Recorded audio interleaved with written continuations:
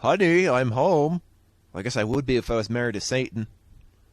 Welcome back to Game Wolf Plays Doom, Episode 3, M4, which is the House of Pain. I wonder if they knew about that song beforehand. Couldn't tell you. It seems to be a common thing that I say is not to tell you things that I should be able to tell you, and yet I cannot. So we start off with the rocket launcher. If you still don't have it, now you really don't have any excuse. Got some blood river with flesh textures. We have a bunch of pinkies around here. I had a little bit of an absence, as you may or may not know, due to real life stuff, but more importantly, in regards to this video, I'm wondering how it affects how I'm going to commentate due to the amount of time that's passed, either from me not doing it, or rather, since I last played the level. Should be an interesting experience. But I'm hoping in the future, if I have to do that, and it's even years ahead of time, it won't really make much of a difference whenever I say it. So if you feel there's a discrepancy, that's why. Anyway, back to the cacodemons and the holes in the wall. They're just open targets, and you should really just deal with them right at this juncture, while there's nothing else going on. Okay, yeah, there's blood rivers. Blood. I think the blood can hurt you? I forget. Also, now the faces have blood coming out of their mouths. How nice. And we got some triple skull stalagmite things. Teleport here is technically a secret, and I go here first because then I can take out everything here freely. And they can't do shit about it! Not even the Lost Soul can fit its ugly ass in here. So they're good as dead, except this guy, who realized he had gone away for a bit and had to come back and find me. I do wonder how they know to pathfind into the teleport if that's just an accident.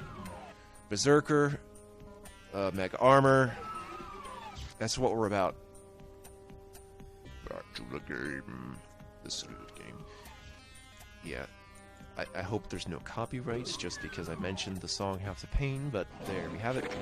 There's two crushers here, and I need to do this. This took a few tries to do because it's possible to glitch it so that you can't actually get the stuff in the crushers. So make sure you lift up the platforms under the crushers with the switches before you go in there. Or you're pretty much done. That's the one. Well, two death traps. It's the same death trap. Don't get caught up in it. But the thing is, I kind of want what's in there. Not that one, the other one. Yeah, that's why. So I could be invulnerable. And also extra health is nice. Something Episode 3 does a lot is give me just tons of fucking health. It feels bad. But why should health feel bad? Maybe that's what it is. It's just enticing, like a carrot on a stick deal, except it's a medkit on a stick, and the cost is making it green because of the Red Cross. Great. Yeah, there's an area beyond there that means nothing, but it's on the map. I do know that, I'm not sure what calls it, but the sector when I touch that medkit opens that wall. It doesn't count as a secret, but I've opened it anyway. The big reason for that is so I can have spare shotguns. There might be something else in there I have forgotten. But more skulls! Yeah! Got some weird big open area followed by a couple of constraining little areas. I'm working with a little background noise, so if that becomes an issue, I'm going to just turn off this recording and try again later. That's okay, though. It only happens like once every other week. Hey! Punch! Remember how to do that? I didn't lose my memory that bad. Oh! That was weird. The cacodeme just going apeshit. Were you even... When was it aiming at me? Because it must have been way back, because they have a grudge match over there. That's when you just stare at someone. They don't even have to grudge back. What else we got here? A lot of emptiness in this level. I mean, even for ultra-violence. I mean, no. If I was in a lower difficulty, if there were even less enemies, you'd be like, hey, where is everybody? How's the lack of other people? Oh, hey, buddy. Kind of nice to see you after this amount of time. Not really, but I had the plasma and I fucking murder you. So, back to our good stoic friend, the Blue Skull. Coming through these doors, we get some goodies. Goodies are goodies for not for baddies. And then there's a door back here. Why? Because, I don't know. They trick you into going in there. You do not need to go in there. Oh wait, yeah you do, because otherwise the door wouldn't open. That's kind of a weird one. So the real cost of all that good stuff is that. Anyway, I'm going to back up a little bit, wait for the imps to get in range before I blow them up. Got a few of them. I guess that's good. Hey, look at that. That looked like a secret wall. It's not. Yeah, you know it's really cool? Getting partial invisibility before a projectile bastard comes at you. Yeah. I don't think it affects the pinkies, though. It might. They could just, like, aim your face in a different direction.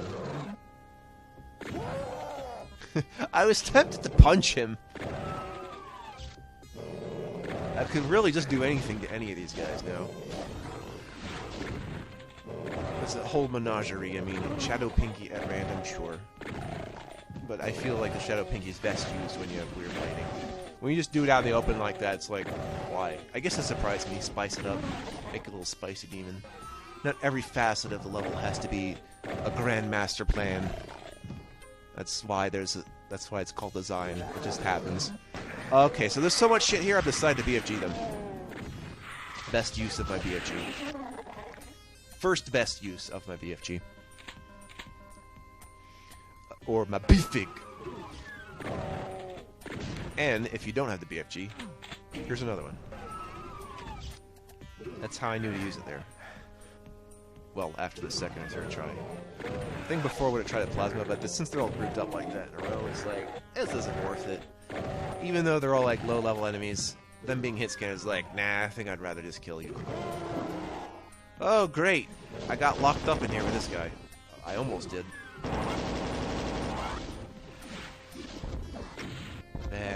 Baron, Schmarin. Hey, what if the Baron's name was Karen? That is all. He's going to speak to my manager of UAC. Well, no, because the Baron has its own manager. You think the Baron would be the manager, actually. It's certainly treated as one in this game. It's more like the, It's more like the supervisor. It's not that high up in the hell food chain. It just seems like it at first because, you know, he got assigned to kill you on Phobos, and that didn't happen. Even though you were clearly dead. But it makes me wonder how the episode 1 ending worked again. In this weird place, you have to walk over things to make doors open, and then they close back. And with that, we go back into Punch City, USA.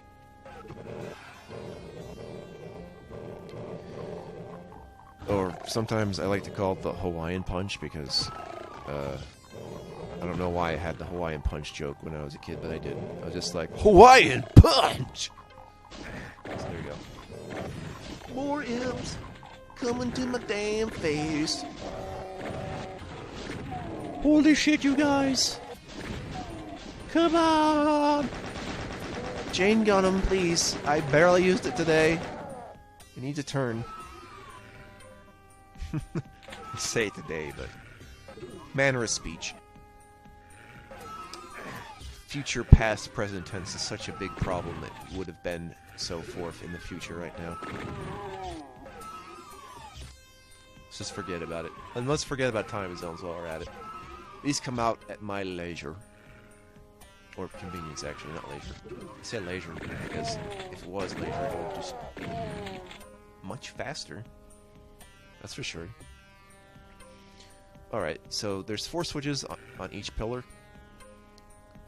One vertical switch opens something, the opposite vertical switch closes it back, and the same applies to the horizontal switches, so there you go. And you'll know which one is which if you just listen to the sound of the door open and close. And a second invulnerability sphere. This game's got my back. And now with our goofy, much more sanguine friend, the Yellow Skull. We're not sure how he made it into this universe.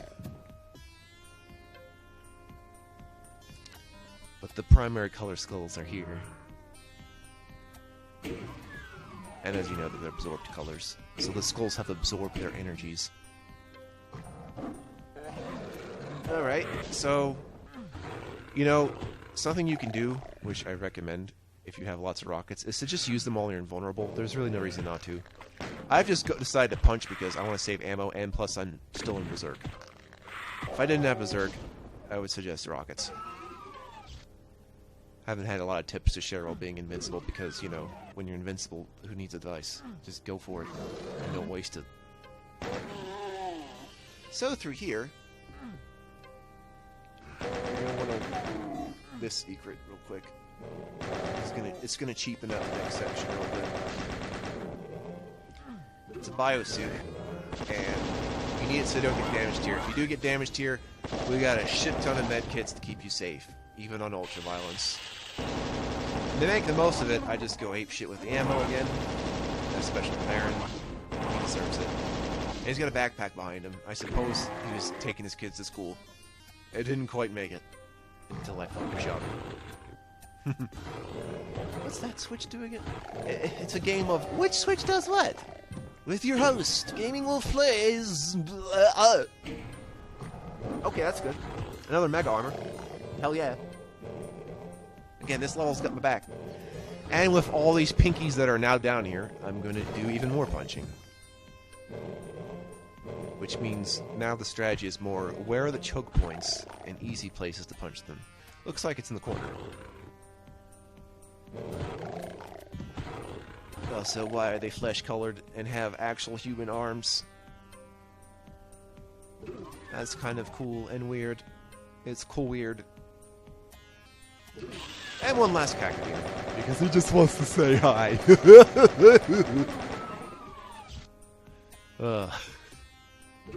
Alright. Good talk. I don't know any other songs in this album. It's because back then it was just... I just knew it was popular. In the 90s. Wow. So that's it for Hop. Thinking back on it, it's a good throughway. Not exactly memorable, except for the fact that you have that weird river with medkits on it. That's pretty memorable. Not much to say. Good stuff. Do not copyright me, Bobby Prince. I'll see you later now, and I'll see you in the next episode if you stay tuned now. Alright, bye. I said bye!